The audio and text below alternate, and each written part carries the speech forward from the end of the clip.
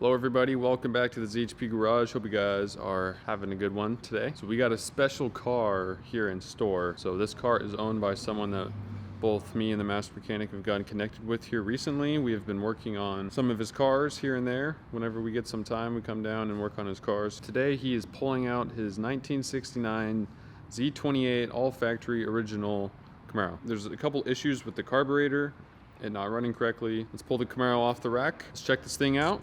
And let's try and get it running a little better. Let's go.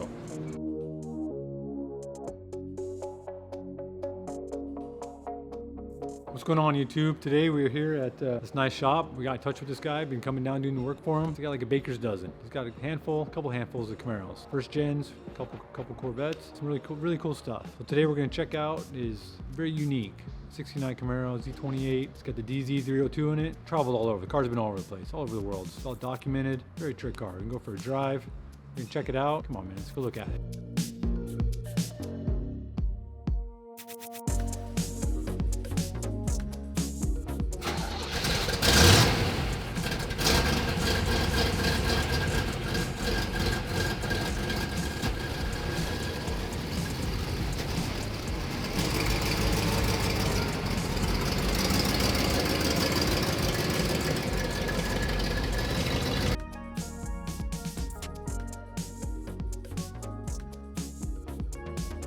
Hold on, technical difficulties. We're gonna hit the one in front of it, so we gotta move it out of the way really quick. Hold on.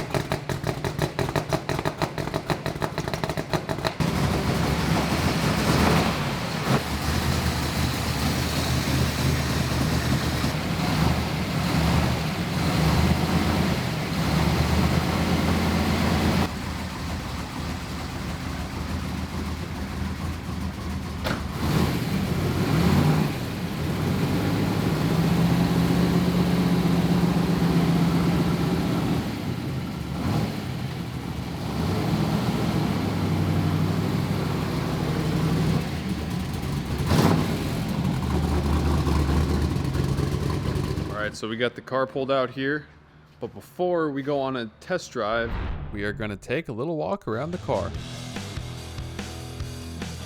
It's a 1969 Z28 Camaro that was delivered in London in November of 1968 to a gentleman that worked at the U.S. Embassy. He ordered the vehicle from this company here, General Motors Limited, which I guess secured and brokered the car to be able to go abroad at the time. He owned the car until I think the 90s, 3+ decades. Wherever he went, the car went. The car was in Africa, the car was in Turkey, deep into Mexico, and everywhere the car went, other than water, he drove the car.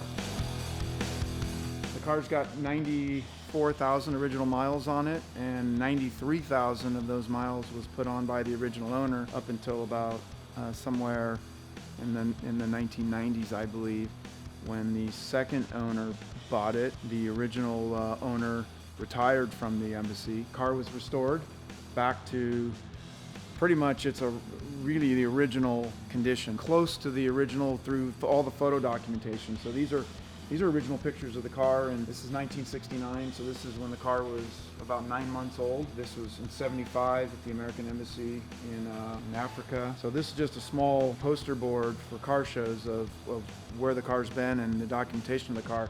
But this car has probably 3 binders of really unique photographs, stories of the car, all the documentation of what's been done to the car really since 1969. Kind of a neat time capsule. I mean, I'm sure I've seen him at car shows, but I haven't seen him this in depth as originality, because you said some of the rubber felt is original and yeah, when the car was restored between 2005 and 2007, original parts, new old stock parts and OS parts were hard to find even then.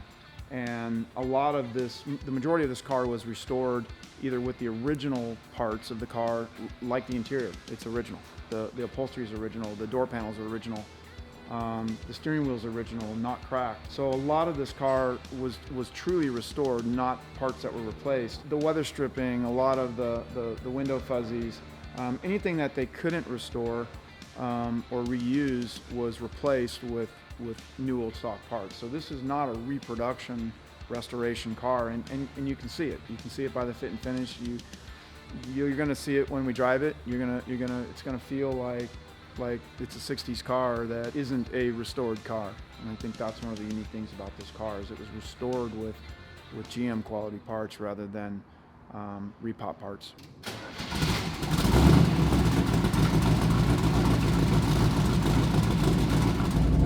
All right, folks, let's give it a test drive, see how it runs before we change anything. So what are some facts off the top of your head you can think of this car? This car was delivered back in late 1968 to the U.S. Embassy in London. He was just an employee for the embassy? Yeah, he was an embassy employee.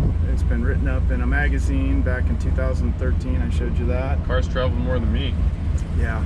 Which is crazy to think of. More than most people. And what's neat about it is most of the license plates overseas I still have. Mm-hmm. They came with the car along with that's cool too.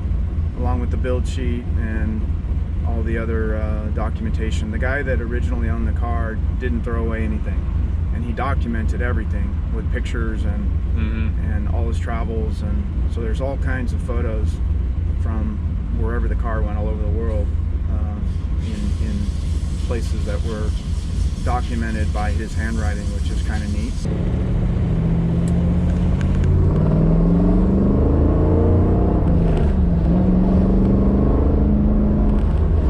Cat's meow in 69. 302 DZ. 302 Monty 4-speed, 370, 312 volt. All unbiased ply tires. Yeah.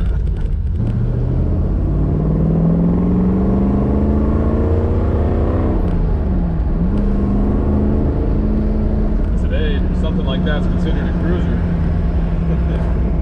I'm gonna go cruising in my, my 4-speed car. But back then, this was the business, serious business. This was the one that the guys raced with on the weekends, raced on Sunday, and drove it to work on Monday. Yeah. Typically, the guys that ordered, or the people that ordered the Z28s back in the day, these cars didn't come with automatics. You couldn't order them with an automatic. It had to be a 4-speed. No air conditioning. This one doesn't have power steering. So they came with disc brakes and a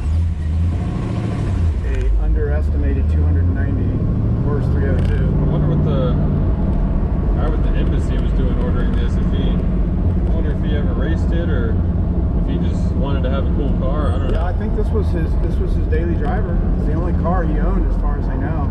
Yeah. I guess he lived in various places throughout the U.S. Virginia, Oklahoma. I have plates for those. And there's documentation for those. And then he ended up in Reno, where you guys are from. Yeah, where I'm from. That's where the second owner found the car, brought it back to San Diego, and he was a friend of mine.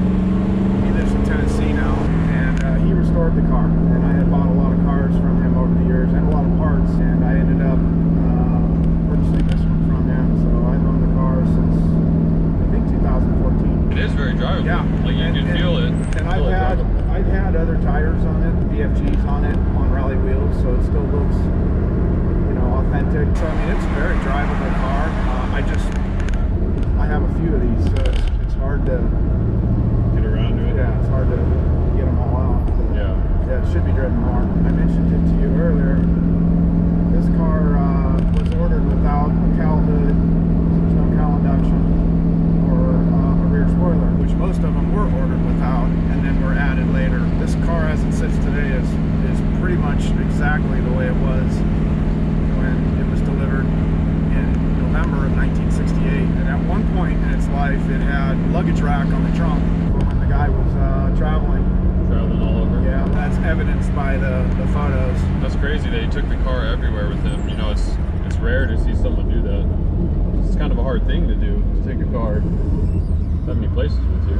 Well, yeah, I'm not exactly sure what he did or what his role was, but it would make sense that wherever you went, you need your car, so you take your. I mean, you probably didn't travel or didn't have a whole lot, knowing that there was going to be travel involved in the job. But I think what's neat is that he kept the car so long. Yeah. Because this was a early '69, they apparently didn't have access or didn't have the rosewood wheels yet.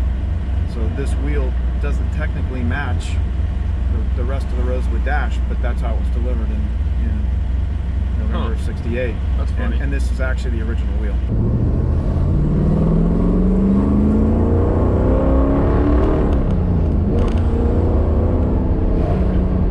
Hear the chamber exhaust. Yeah, it's definitely a fun time, even for having less horsepower compared to today. It still moves pretty good. Yeah, it does. What's going on with the car here? Why'd they overspray the firewall? Painter was drinking that day.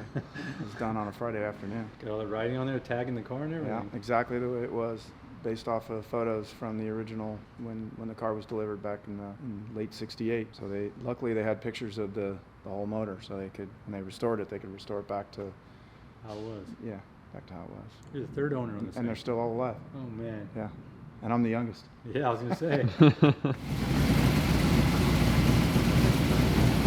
All right, YouTube, hope you guys enjoyed the video. Hope you enjoyed the car more than the video, because the car has some serious history. So next time we come over here, we're going to be rejetting the carburetor, but the current owner was told from the previous owner that it needed to be rejetted, so he's known for a while now that it needs to be rejetted. So we're gonna do that next time. When we come over, we're gonna get it running better. We're gonna be banging gears in our 4-speed anytime soon. So if you did enjoy it, please go down below, hit the like button, and hit the subscribe button if you are new to the channel around here, and I'll see you guys in the next one.